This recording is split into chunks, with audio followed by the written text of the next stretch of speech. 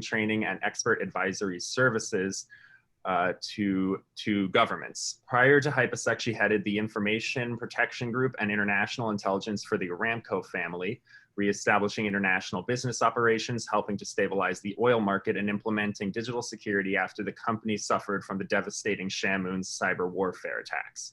We would like to thank OWL Cyber Defense for generously sponsoring this panel and this conference. And without further ado, I will pass it over to Kim. Good afternoon, everyone. We've got a great panel for you to end the conference. And I think do we still have, no, actually we have everyone now.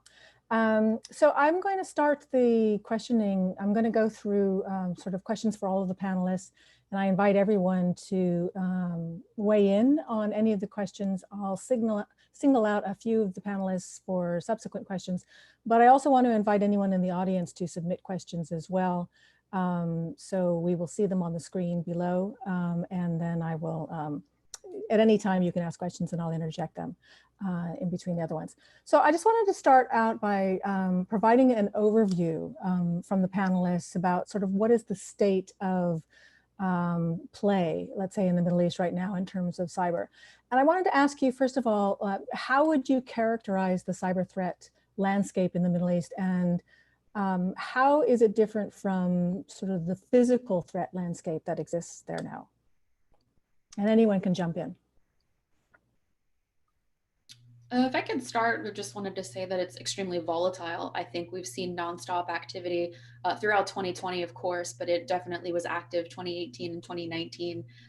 You're just seeing Iran really establishing itself and going aggressively after its neighbors, a little more blatant in their activity, a little more claiming their work. But I, of course, welcome the input of the other panelists. Yeah, I can jump in. I would echo the kind of volatile comment. I think the landscape in the Middle East is pretty unique.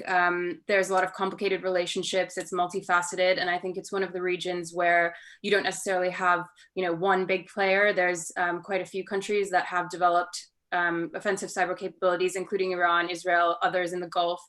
So I think it's one of those where there's kind of a range of actors, and you have those top tier ones, but there's also kind of other groups who are also lower level that are just as active. If we're looking at on the threats in the Middle East, we can look a little louder.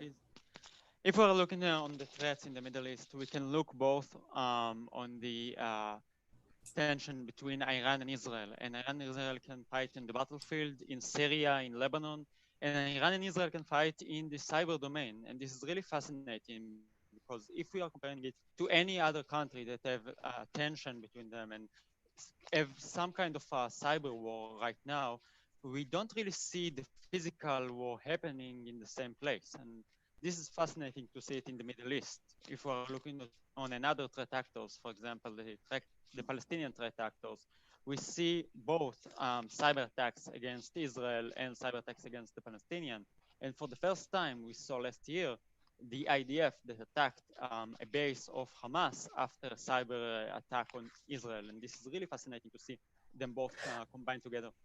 So that's a really interesting distinction between where we're seeing physical activity and cyber activity, and you're saying that it's rare to see both of them at the same time.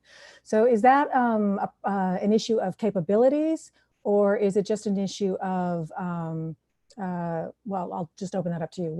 Why do you think that is? I think that this is part of interest. If we can— A little louder, Ohad, we're having trouble. It is on the matter of interests. If we can fight in the battlefield, people will die. But if we can fight and combine fighting in the battlefield and hiding on computers or something like that, and we can protect ourselves for physical warfare, it is better. And I think one of the interests of Iran, in my opinion, is not to have direct fight or direct war with any other country.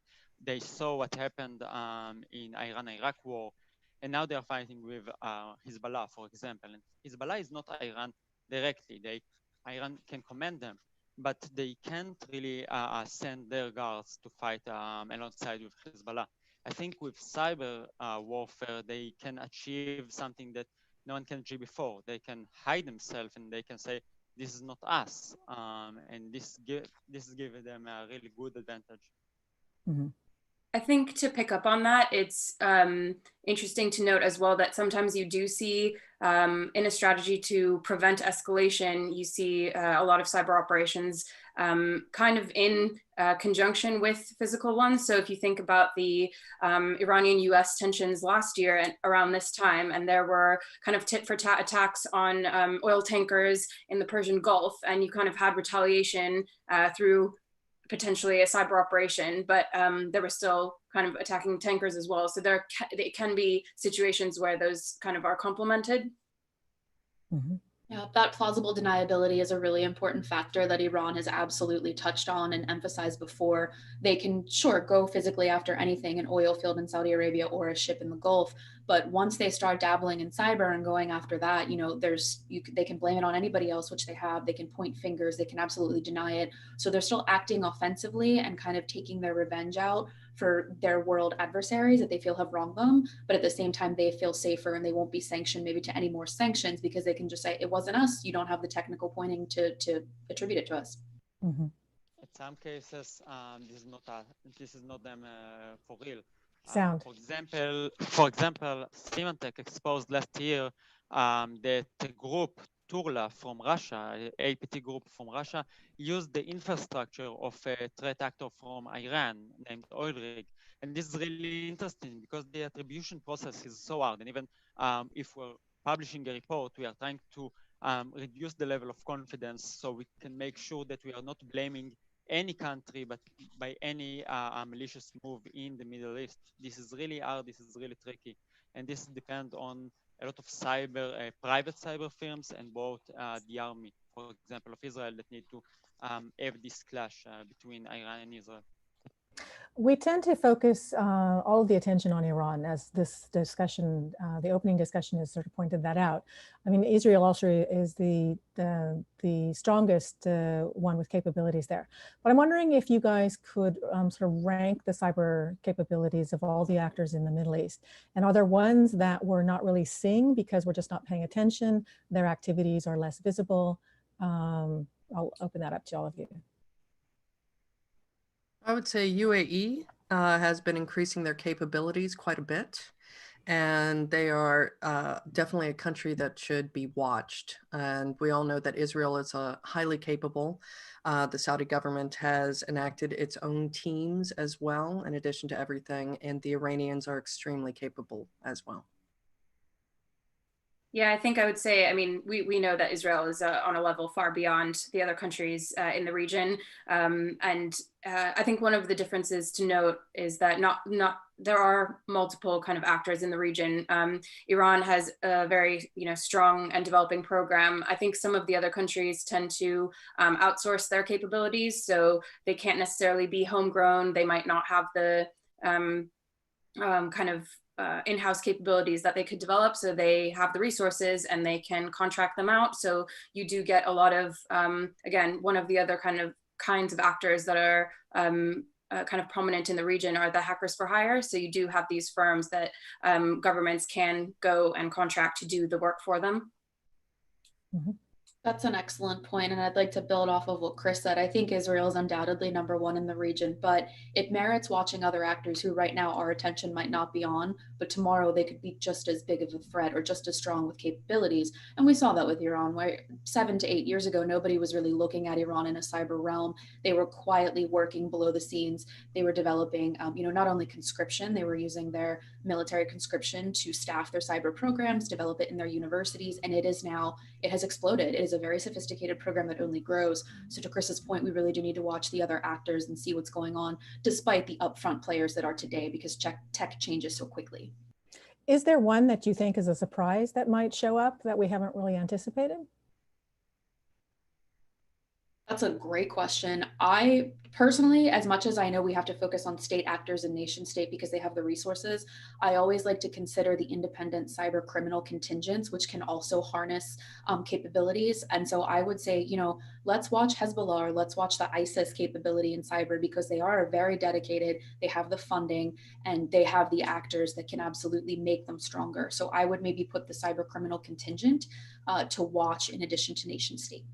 So have we actually seen that? You know, Sahar, you talked about sort of hiring companies and things, third actors, but have we seen mercenaries, independent mercenaries that have been involved, that have been employed, or even have we seen cooperation between, let's say, Iran and Russia and Iran and China? Who are the third-party actors that are being engaged for this kind of activity? So I have quite a few comments about that one.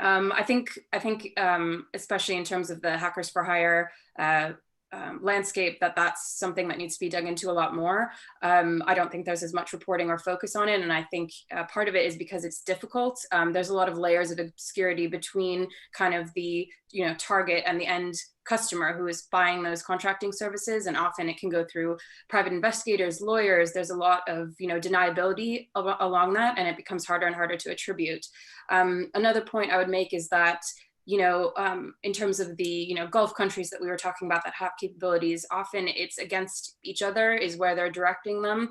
So it's kind of interesting to see that you wouldn't maybe necessarily have the interactions between them and Iran as much as you would against each other. Kind of an interesting note, and especially against Israel as well. A lot of them will have different kinds of arms or trade deals or whatever kind of deals with Israel that they probably wouldn't want to disrupt. And in terms of other actors in the Middle East, Russia and China are both actually quite prominent. I won't go as far as to say there's collaboration. I think that's unlikely.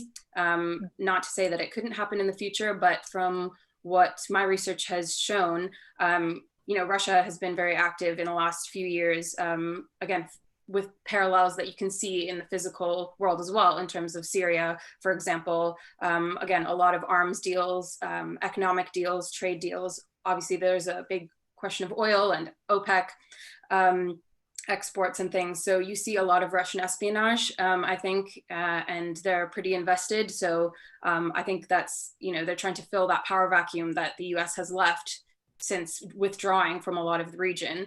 And China is actually really interesting because recently we've seen kind of big campaigns that are targeting the Middle East and particularly Iran from China. And so it's funny because you wouldn't really, it's kind of the opposite of collaboration. They're being targeted quite a lot. And it's because, there's a lot of investment going into the Middle East from China, infrastructure, joint ventures, all kinds of different sectors as they kind of go through their One Belt, One Road initiative.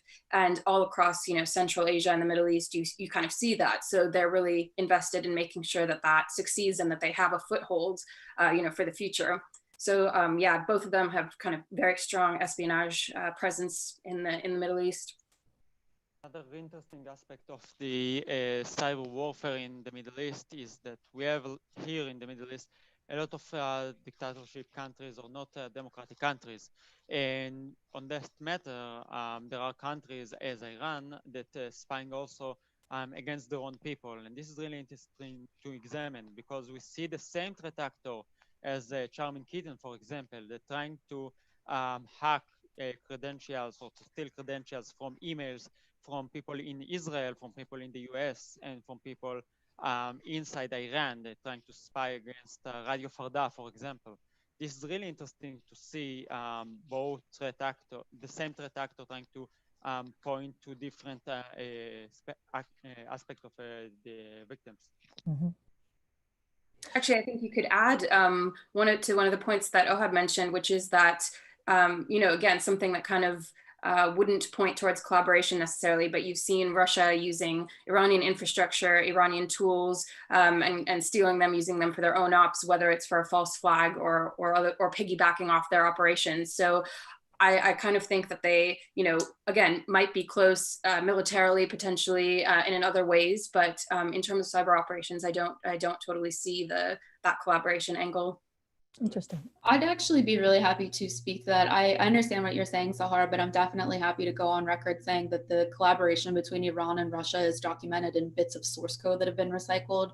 Maybe not your big ones, like think of Shamoon, but in the Triton and Trisus malware, it was a 2017 attack.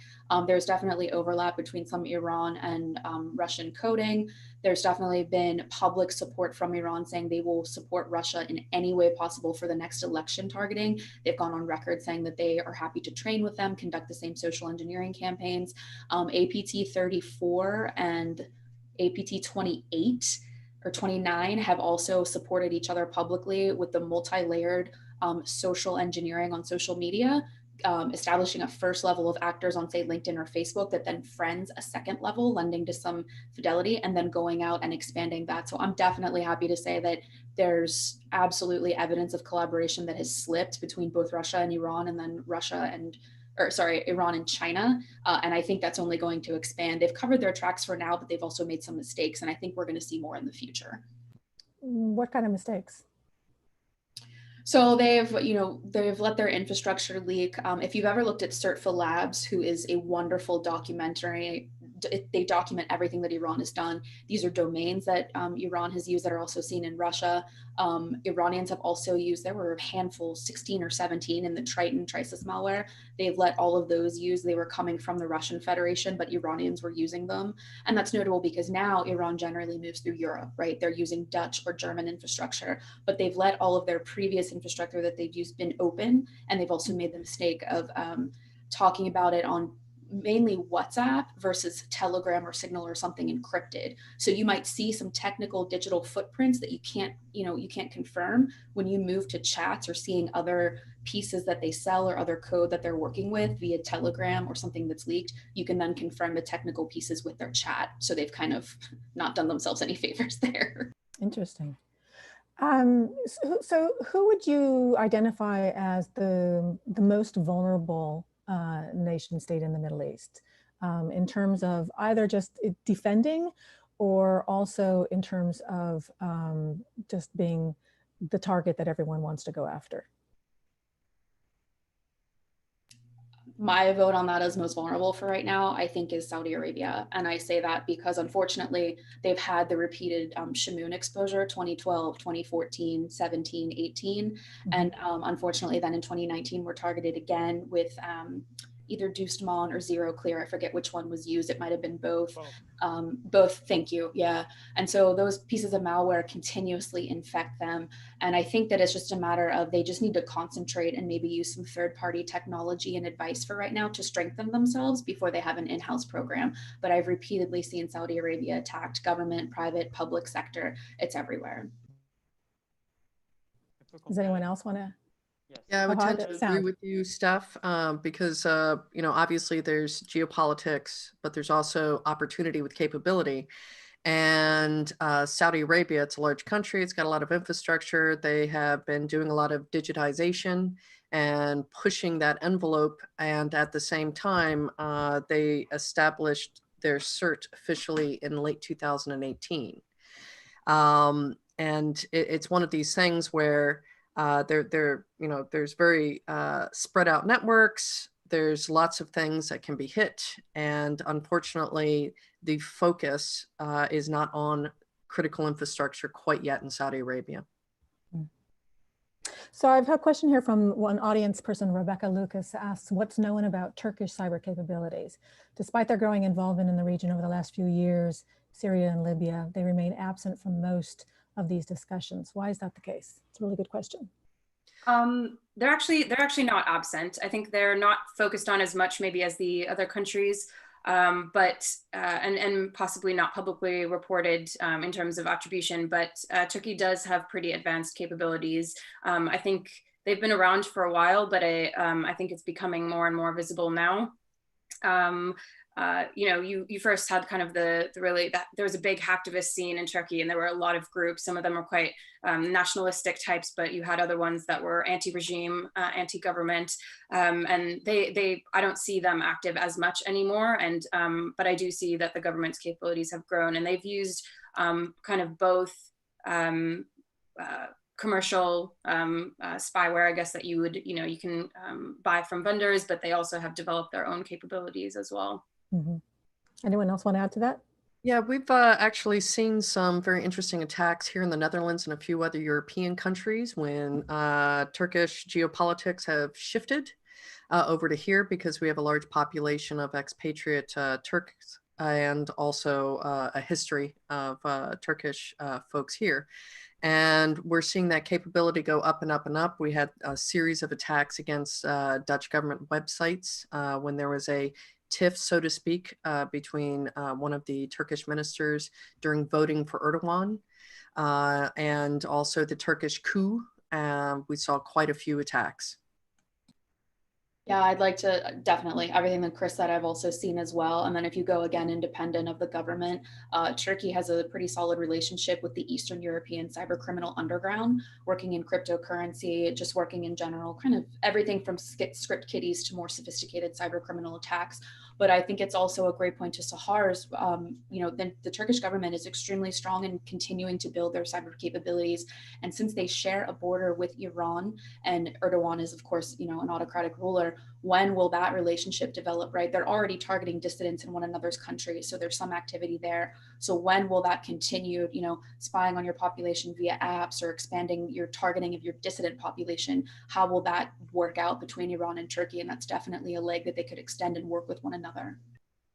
So I have a question, another question from, I'm going to mess up the last name, Karam Shahur.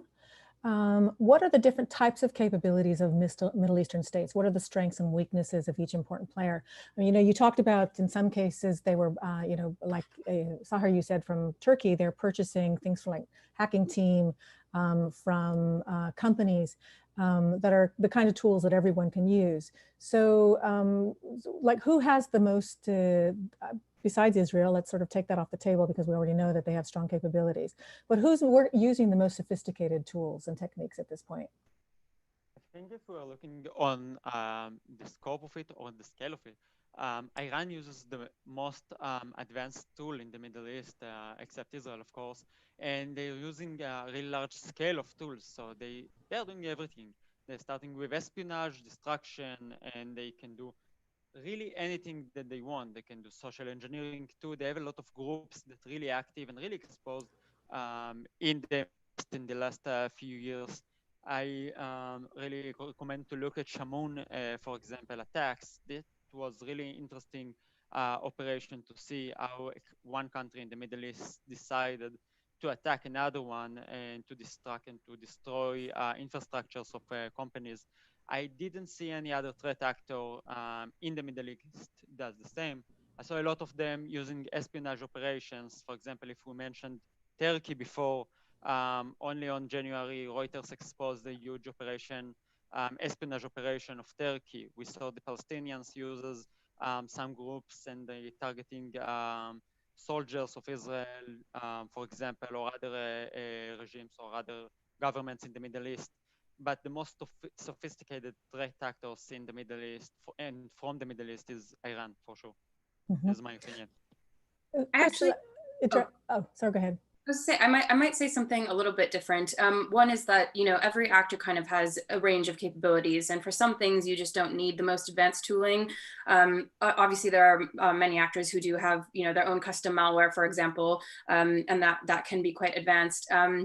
But the other thing that I was going to mention is that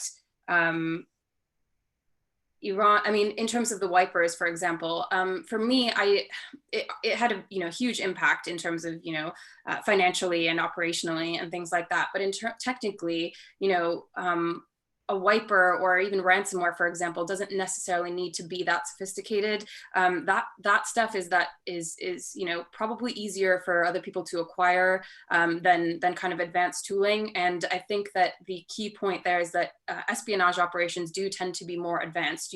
The point is that you have to get on the network, which is sometimes the hard part, but you have to stay there, which means you have to be stealthy, you have to remain undetected. Whereas with kind of the destructive ones, you have to get on the network still, which requires some skill, but then you just release a wiper. So, in terms of advanced, it depends on kind of what you mean. You could be talking about tooling technically, you could be talking about their operational tempo or how they move around a network, persistence, that kind of thing.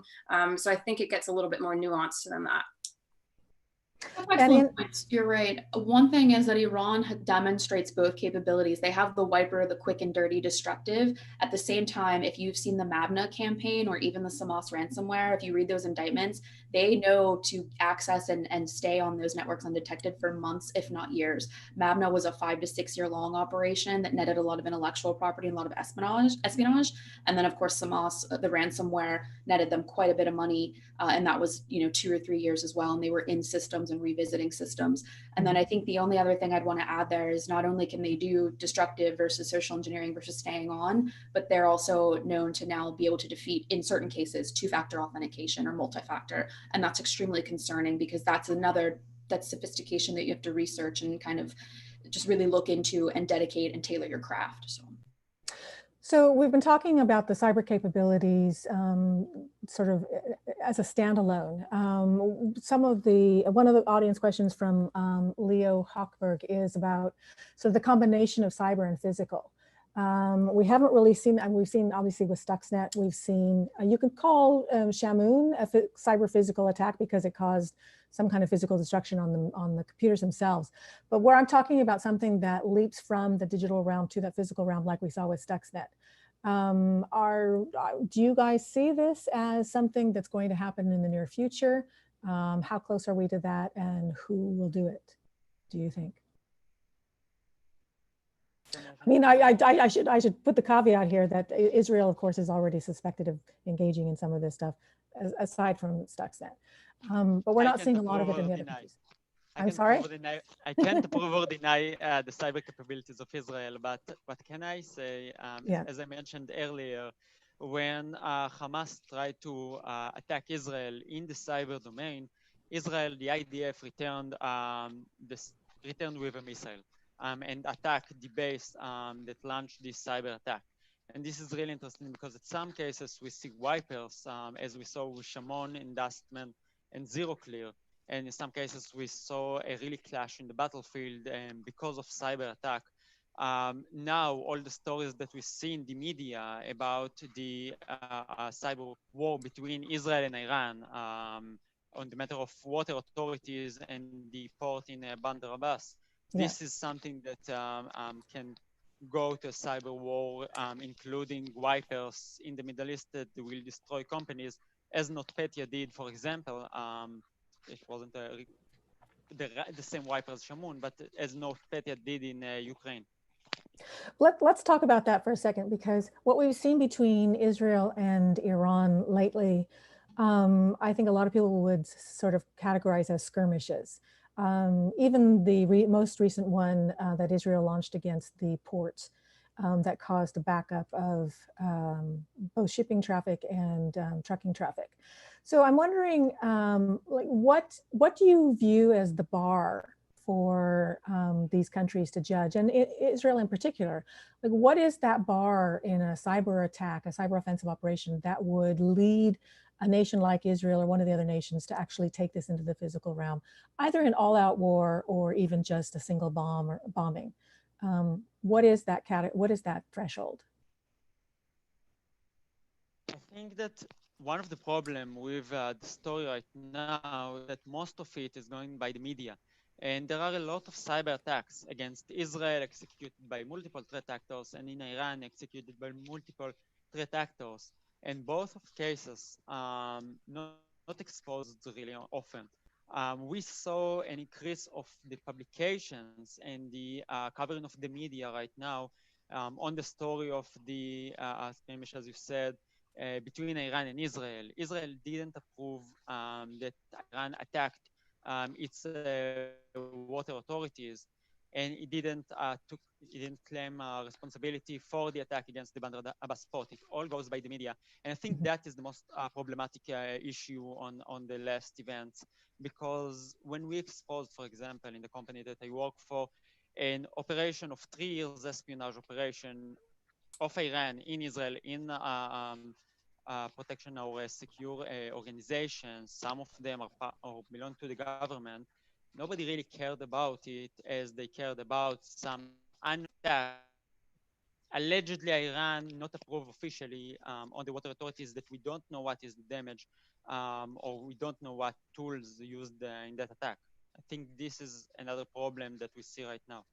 So you're saying that because the public doesn't really see the full picture, if there is some kind of physical response, then the public doesn't necessarily see the justification for it? Is that what you're hinting at? I'm saying that there are a lot of attacks, and some of them using wipers, some of them go to the real world, go to destruct and destroy some things, but we don't really hear about it. This is the first time in years that people talk about clashes between Iran and Israel. We see a lot of attacks. If someone in the industry sees Iran attack Israel all the time, not only Israel. And I'm not saying that Iran only attack and not get attacked back. And we see a lot of these attacks going daily basis. But now we see something that goes over the radar. Someone noticed an attack. Someone wanted to be published. And this is one of the problems right now. So what is the threshold, do you view, of what would lead to some kind of physical attack as well? I mean, what would Iran have to do? What kind of attack would Iran have to do against Israel that would cause Israel to either all-out war or either, I mean, are we talking about loss of life or a lower threshold than that? What is the, I don't what's the know. bar? I don't know. I can say my opinion. And my opinion is that we saw wipers used by Iran in Saudi Arabia, as mentioned before. We didn't see wipers in Israel. I think this is something that Israel will not allow. I think if some country, any country, not only Iran, will attack Israel, Israel will respond. This is one opinion. And I think this is the bar. If it can cause death, of course, that Israel will decide to attack back, but I don't know if the attack will be some wipers or some retaliation, or it's going to be something under the surface that the attacker won't know about it until it is too late. So let's say that the attack that's been attributed to Iran against, or the attempted attack against the Israeli water distribution, let's say that it was successful in either well, shutting off water isn't quite as dangerous as maybe altering the chemical process of processing the water. If it was something like that that had some kind of public health issue, but didn't ultimately result in someone dying, is that a threshold for a physical attack, a bombing, or is that still in the cyber realm, do you think, for a response? I'd really love to get Chris's take on this because she's been following SICR for so long. And we're always asked this question, right? I mean, I talked about it a lot. A lot of them do. Chris, please, can we get your take? Sure. One of the things that we did a couple of years ago was we ran cyber warfare exercises with NATO and EU members, and we posed this question with various scenarios. And the threshold appeared to be with the scenarios that we had, like causing the London Underground trains to smash into each other by being hacked during rush hour, and other kind of life and death things. And out of that, from the life and death ones, the majority of the diplomats and ministers and so forth said that they would absolutely join up, at least with, for instance, NATO or EU solidarity. And one group, my particular group, launched a nuclear weapon in the upper atmosphere of the attacking country. Of course, it would be my group. Right. So I think that, you know, once that threshold of attribution and no other diplomatic means can be used, if there's a good deal of loss of life, absolutely. What prompted that nuclear response? The reason for it was to shut off the capabilities of the attacking nation by creating an electromagnetic pulse. And over 10,000 people had died in the scenario. I see. I want to stay just a little more with these recent skirmishes with Iran and Israel. I guess I want to sort of address the, I guess I want to address whether or not this is a signal of a change from Iran in terms of its boldness and the visibility of what it's doing. Do you all see this as an expansion and a significant turn for Iran, or is this just more of, you know, kind of testing the waters still? So for the Israel specific incident, I still am not, so attribution is difficult, and we've discussed that, and everybody in cyber knows that. I did not see, the cybersecurity companies didn't come out. Nobody confirmed that it was Iran in Israel with the water issues, the system. I'm not saying that it wasn't, because obviously they're enemies. Obviously there's tension. It's ongoing. Absolutely. But in general, Iran's activities in the Middle East have been more blatant and have been more brazen. They're towing the line, they're pushing the limits. And it's because, you know, everybody else outside is kind of sitting here saying, number one, how did this cyber program get so strong? How did we miss this? This seems like it developed quickly. Number two, what is our red line? What is going to force us to respond in any way? And number three, what would that response look like, right? So attribution's hard, but in general, Iran has just been acting, again, taking a page out of Russia's book. Here we are, we're doing this. What do you want? You know, what are you going to do back? And that's really interesting. So it's an expansion and it's a turning point, and it's almost a challenge, I want to say, because we'll see what happens. Or is it just going to be more sanctions and more economic, or is it going to turn to something else? But Iranian cyber activities against their neighbors, Bahrain, Kuwait, Saudi, Israel, they're still continuing against the West, right? Parliament in the UK, Parliament in Australia, they're everywhere. They're doing it all. And they're not as blatant as they are in Saudi Arabia, where they leave, you know, code that says, you know, death to Israel or et cetera, right? They've literally put that in their code left behind on systems in Israel and Saudi Arabia. But all over the world, they're acting and they're just going and kind of seeing what they can get away with. And for now, it's working. Ohad, do you agree? It was exposed. Yes, I couldn't say it better. I just want to say that the attribution is really tricky, and we don't know it, and we didn't get any confirmation by Israel that Iran is standing behind this attack. And this is really important to understand, because we are talking about a skirmish between Iran and Israel right now, but we don't know if there was even one attack, the attack on Bandar Abbas or the attack on the Israel Water Authority by Iran or by Israel. I could say it better. And I want to echo what Steph said. Only a few days ago, it was exposed by Google that Charmin Keaton tried to hack a Donald Trump campaign. And this is really interesting because we saw China targeting Joe Biden. We saw Iran attack its neighbors. We saw Iran attack foreign countries. We saw Iran attack Germany, as Steph mentioned earlier. They attack everyone right now, everyone that has interests, that have any kind of goals to attack them, even if it's a aerospace company. This is really, really interesting country to follow by examining the profile of the victims. It's also notable too, so for instance, with Israel, the breaking sources were two unidentified, off-the-record government officials who watched that water attack happen in real time.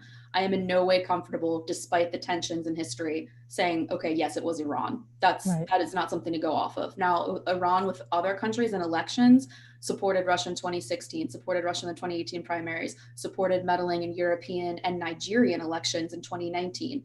Are now working with China. They have a partnership with China, they have a partnership with Russia, and they take vengeful action against the US. That is where something, you know, profiling their case in history, okay, we're comfortable with that. Not to unnamed off the record officials for an Israeli water attack, no way. Does everyone agree?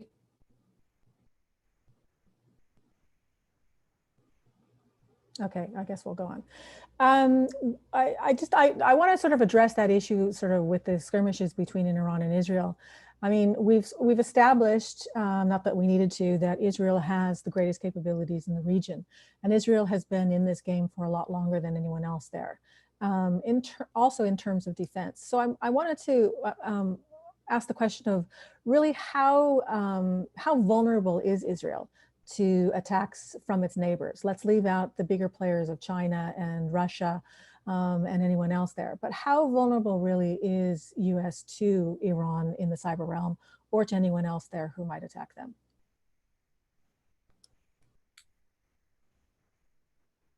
Well, I can tell you, kind of vulnerable. It depends on what laws they passed recently. For example, in late 2018, they mandated that any mixed gender establishments had to have IoT cameras that the religious portion of the police had to view. And this also meant that they had default credentials and all used the same credentials, and left a window directly into all sorts of video and sound and private communications between families, people in restaurants and entertainment facilities. So I would say that they are quite vulnerable. I'd like to add in the IoT game, that is a trend and a threat that I'm watching very closely. That's an excellent point, Chris. IoT is going to be everywhere, and Iran is already exposing or going after, exposed Elasticsearch clusters. They're targeting cloud infrastructure, which is where all of that is hosted. Iran also knows the trends. And so if Israel and other prominent cities in the Middle East are adopting that, they definitely need to adopt the same protections, because otherwise that does open them up and make them extremely vulnerable extremely quickly. In terms of the defense, let's sort of stick with that for a second. And Chris, you can talk with this in particular. What should nations there be doing? And I'm wondering if any of you are aware of any sort of cooperative agreements between nations in the Middle East for some kind of defense, like the way we've got with NATO. Not just in sort of response, like if you get hit, we will partner with you, but in terms of developing defensive capabilities or training or resources or infrastructure or anything like that. Are you aware of any of that kind of collaboration? What is the level of defense capabilities? Well, there is some collaboration between some of the GCC countries in the Middle East. And I do welcome that because obviously, if one nation does not have the defensive capabilities, then other like-minded nations should go ahead and jump in when they can, if they can.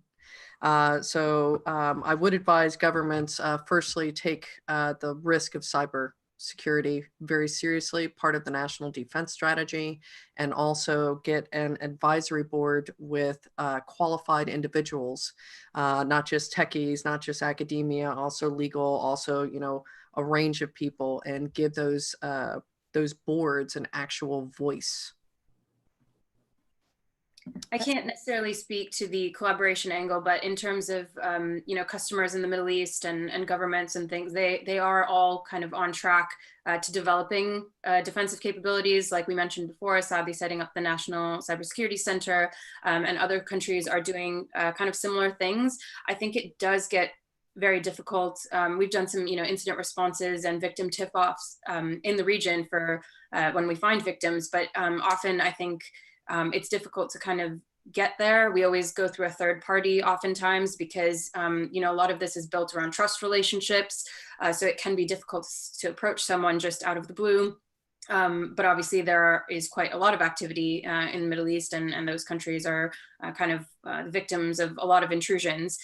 So it's not always easy, but I think they are kind of, again, developing, and that's going to take time to get to the level of maturity that they need to have kind of proper defenses in their networks. So we've got a question from the audience from Amna Ibrahim. The question is about Iran-backed non-state actors. How is Iran able to train them, and what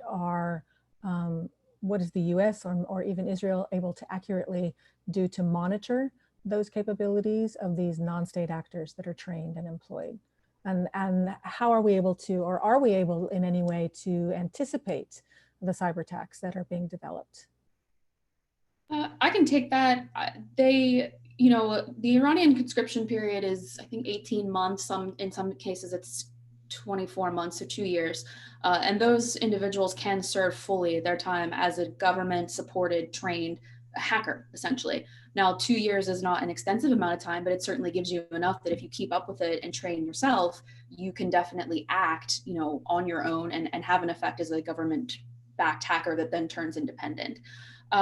I think that that contingent of people allows Iran plausible deniability. They can say, we didn't know our people were doing this. We don't support that, and we monitor our internet. So how could they get away with this? So there's that aspect to it, and tracking and training that, it's extremely difficult. I mean, they're moving to Telegram. They're locking down their infrastructure. They're using Signal. They have their own in-country Iranian-developed apps that, sure, might be monitored by the Iranian government, but if those cyber actors give a cut of money or funds or technology or train other government-backed actors for Iran and continue the Iranian government's capabilities, the Iranian government's going to turn a blind eye because they're facilitated by the independent actors. So it's extremely difficult to track them because they know what systems to use to not be tracked. And then they're becoming more and more in numbers because, face it, what other career and what other opportunities do Iranians, young ones, have right now? The economy's not great. There are no jobs, and tech is easy. You can YouTube from your basement. So it's that simple. I think you can see the parallels to kind of the physical realm here in terms of the use of proxies. So we know that Iran kind of does that militarily. You can see a lot of non-state actors, Hezbollah being a really easy, clear example. So you do see similar things in cyber operations as well. And, you know, in terms of training or funding, that's definitely the case. I think that, you know, in terms of how they're kind of cyber operations model or structure works as well. As was mentioned, there are a lot of contractors. There are a lot of kind of more autonomous, you know, could be front companies or could be separate independent third-party contractors that the government does use. And again, can be for many reasons, deniability, a little bit of decentralization. But I think that they've kind of done that model pretty well compared to some other countries where it might be more centralized. But you definitely see the kind of parallels between physical realm and using proxies in this area. Sahar, that's a great point. You brought up front companies, and I wanted to overemphasize that. That's another way the Iranian government is kind of supporting them, but in the background, there's a ton of front companies, both in Iran, but then also in places like the UAE or neighboring countries that really do procure both software and hardware and enable them and act completely independently. And those ties can be immediately severed to, again, provide that plausible deniability. And that has been an increasing trend. Again, just like Russia, they're taking a page out of that book too. So. Interesting. I want to, this is a great question also from the audience, from JD. How do Iran's cyber operations in the region support its national objectives? What's its goal, for instance, in deploying a wiper attack or doing other operations, like if we attribute the water attack to Iran? What is the end game here? Is Iran just an agent of chaos, or is it deriving some kind of particular aim? What is it hoping to get out of all of this? I think this is the most trickiest question regarding Iran or regarding any state that using cyber capabilities. We don't really know why Iran attacked. If we examine the victim profile of Charmin Kitten, for example, we see some reasonable targets that we can assess that, okay, we know why Iran attacked them. We know, can understand why Iran want to attack the campaign of Donald Trump. We don't really know why Iran want to attack some researchers in universities around the world that investigating Iran, because this is nothing relevant to a country, this is nothing relevant to any secret agency, but they are still attacking them in really high volume. So I think this is one of the most trickiest questions.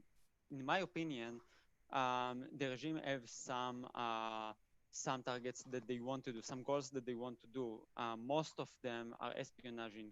But if they want to retaliate, if they want to show their power and to gain all the fame, let's call it like that, of being a cyber power in the Middle East, this is something that we should discuss, because as we all talk about Israel capabilities, we don't really see a lot of reports about some attacks by Israel, but we still know that Israel is a great power in the Middle East on the matter of cyber capabilities.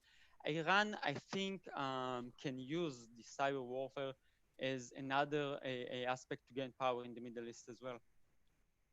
So if you look at the breakup or the distribution of the APTs, 33, 4, 5, and 9, they do seem to have some sort of guidance or general mission or general focus. Some are more for spear phishing, that gets you contacts and gets you access for information into political or whatever, election tampering they might want to do. And that feeds the Iranian government as well. Furthermore, they have a dissident targeting campaign all over the world, right? That instills fear everywhere. They act inside their borders and they act outside of it. They don't want criticism of the regime, and establishing themselves in cyber to spy on those people and take action against it using cyber methods, establishes them as a strength in the region. So they want to feed the government information. They do want to cause chaos, but let's also be serious. This is the first time in 50 years that Iran's ever been considered an equal. Previously they couldn't get weapons, technology, or anything. This with cyber, they are on par with Russia and China, and they are a force to be reckoned with. And they're demonstrating that while also stealing intellectual property, impacting negatively critical infrastructure or companies, and just really causing fear in addition to chaos. I want to, go ahead. Well, I was going to say, I think that, you know, their cyber operations are definitely part of a larger strategy, as with any country and as, you know, with any other arm of the state or intelligence apparatus. This stuff is coordinated, and there's, you know, a logical reason behind it to support the national policies. So as was mentioned, you know, the distant targeting is obviously one, whether it's the diaspora or within the country. But you know, the majority of their operations, bar the kind of a handful of destructive attacks that you see, are espionage related, and that's what every other country does. It's foreign intelligence collection. I mean, I don't necessarily think that you know, they should be put on a separate kind of you know, place here saying that they're so different than all the other countries. Well, to be honest, all the other countries are doing it too. Espionage is kind of something that's understood as an acceptable norm at this point. So them being in networks all around the world isn't that different from any other country, whether it's, you know, Russia or China or any of the ones in the West either. I think the kind of destructive and sabotage element of it is a bit, you know, different from the rest of them as well.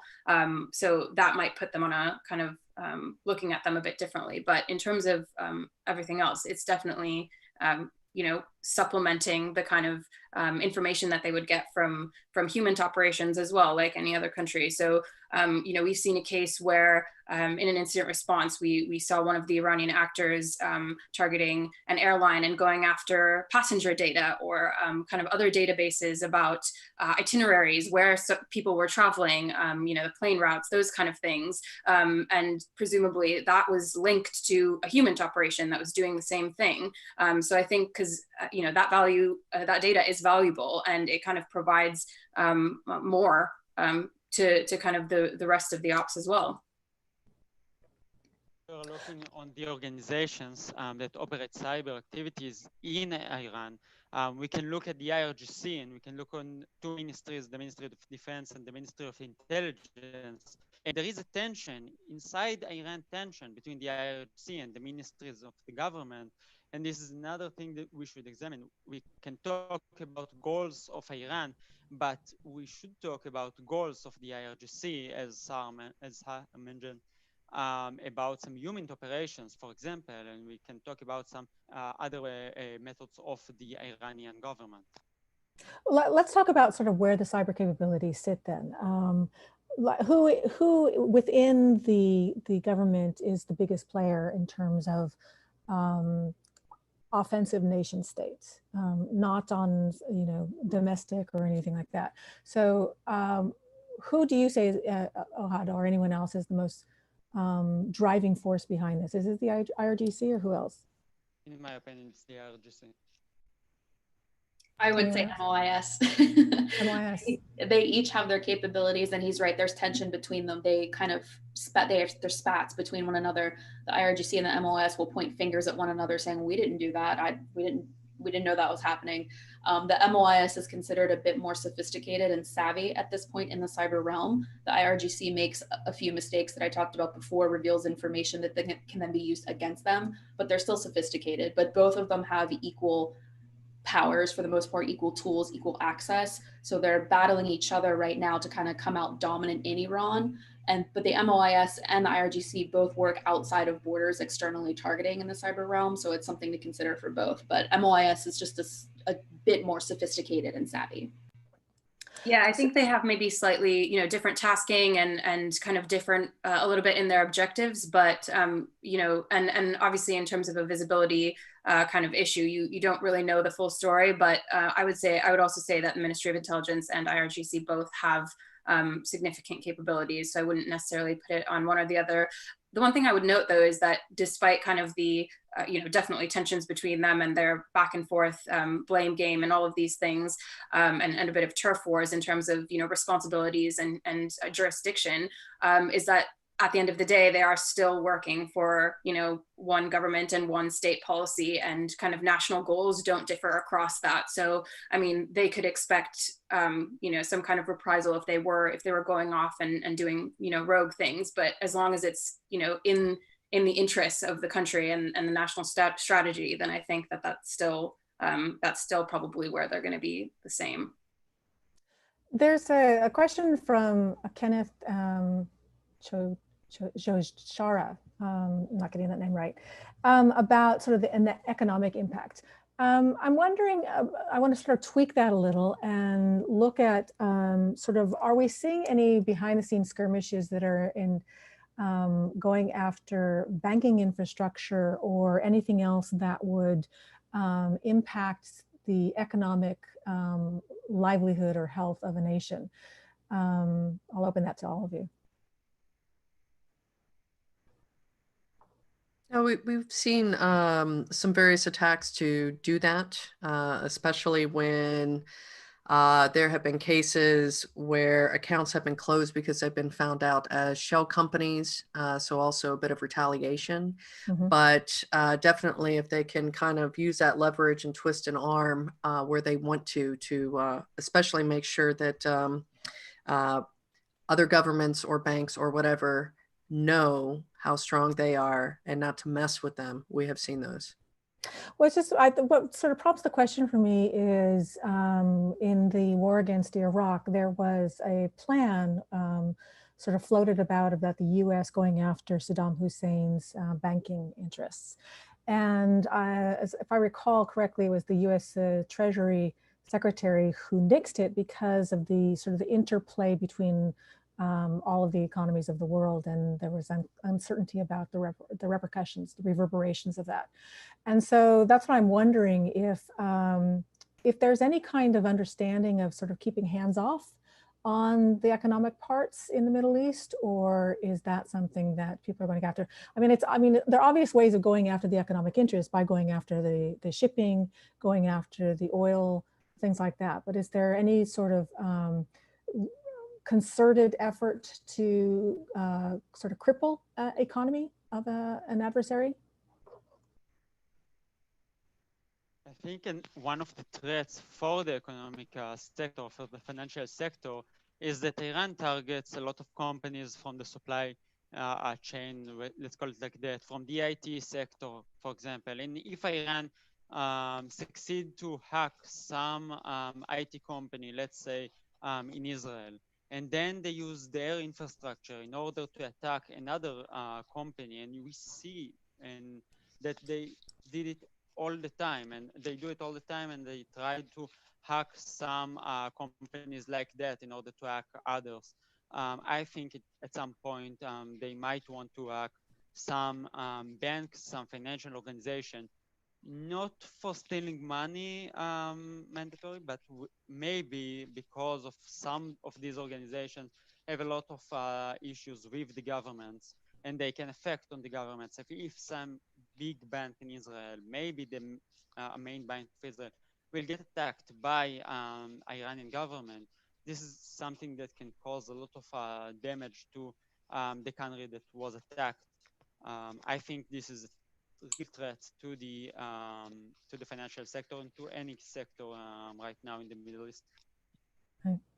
Yeah, from our perspective, it's kind of the same. I've never seen, barring the kind of 2011, 2012 DDoS attacks in the US, I haven't seen the financial sector as a priority target for any of the Iranian actors. I think, you constantly see government, you see aerospace, defense, energy, those kind, and especially what Ohad mentioned about supply chain as well, and things like managed service providers or IT service providers, ISPs, telecommunications is huge, obviously. And I think, as you said, that provides a pivot point, and you can, if you can get access to that network, you have the access to the customers as well, potentially. And so I think the kind of any financial kind of targeting that's happened from our perspective has just been in kind of mass campaigns where it's literally a numbers game, and they're targeting many organizations around the world, kind of regardless of sector.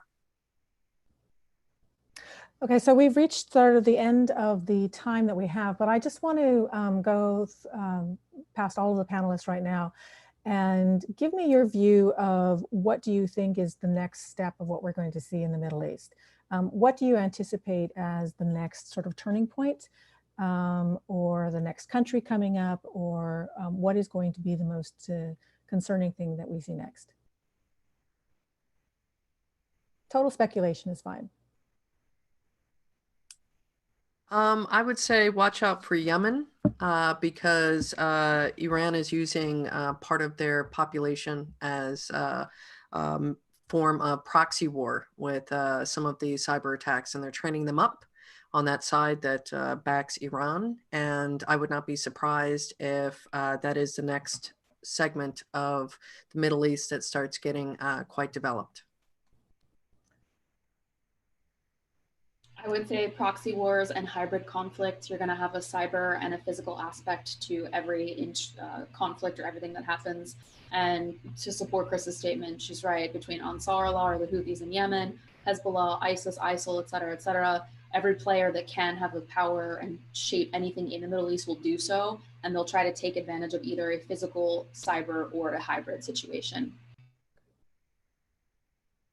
If we're looking on the Corona period, as some point that Iran really affected by this virus, and I think it's really important to understand that Iran tried to hack some companies that in normal days Iran won't attack, such as Gilead, the company that developed the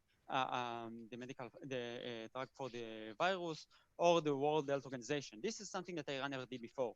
And I think that we are going to see some other threat actors in the Middle East trying to attack more civil organizations from the private sector, maybe from the health sector, because of this virus and because of global events that will affect the way of thinking of some regimes in the Middle East. I think, I guess I will comment on something other than Iran, but I would actually say the hackers for hire landscape, because I think there's a lot of contractor companies out there, a lot of ones that are willing to provide hacking services, and it kind of, there's plenty of money floating around the Middle East in the right places, and plenty of resources to fund that kind of work, and it kind of gives everyone equal access and equal opportunity, right? So if you don't have the capabilities, you buy them. So whether it's from high-end spyware vendors or it's from kind of other lower level contracting companies, it's still bringing more players into the landscape. So I think you're just going to see that activity increase quite a lot, whether it's against each other or kind of other countries in the world. Great. This has been a fascinating discussion for me, and I already know a lot about the Middle East, so I'm hoping that the audience enjoyed it as well. Please join me, everyone, in thanking all of our panelists. I know that we can't hear the applause, but we can imagine that you're all applauding. And I'm going to hand this back over to Mike to close us out. I think I am. Mike?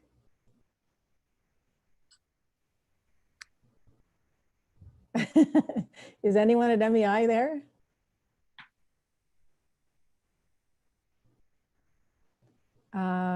Okay, so I'm not sure what we do at this point.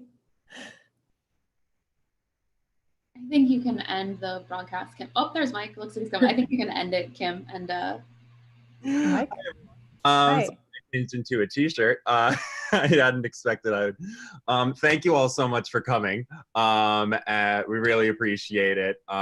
Anyone who you think may have been interested, who may be interested to watch the panels at a later date, they're all going to be on the YouTube channel of the Middle East Institute. So we encourage you to share those around. Thank you to all of I will physically applaud you all. Thank you so much for taking the time, all of you. We really, really appreciate it. That was an excellent panel. Not just this one, all of the ones prior. This has been an incredible day. Thank you so much. Thanks so much. Thank you. Thank you.